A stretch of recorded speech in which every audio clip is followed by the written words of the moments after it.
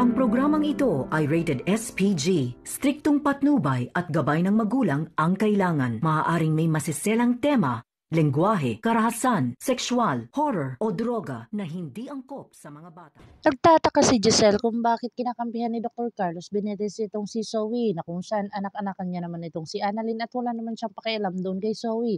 Dito na namumuo ang kanilang mga iniisip na kung saan may kaugnayan itong si Dr. Carlos Benitez at saka si Zoe at saka si Moira na kung saan sila ang nag-iisip kung paano at ano ang dahilan ni Dr. Carlos Benitez na gawin iyon at concern na concern pa siya kaysa kay Dr. RJ Tanyag.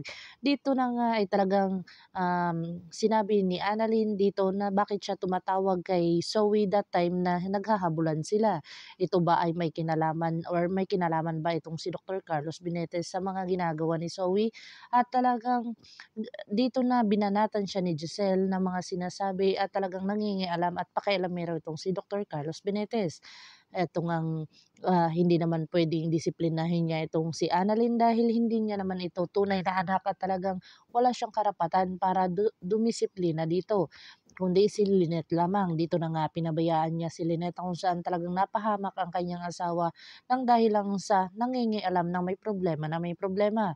Dito na kay si Lynette ay matutulungan nila Harry na kung saan talagang nasa bingit ng kamatayan itong si Lynette dahil sa 2 taong nanloob sa kanila.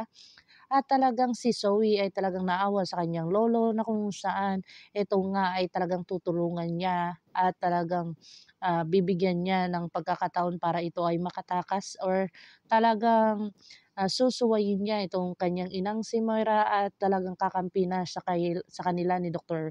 RJ Tanyag para malaman ang katotohanan na ang kanyang ina ang dahilan kung bakit nawala ang kanyang lolo. Pakakabangan natin ang mga susunod pa na episode na ito, ang Abot Kamay na Pangarap. Kung bago lang po kayo sa aking channel, please like, share, and subscribe para ma-update po kayo sa mga susunod pa. Yun lamang po at maraming salamat.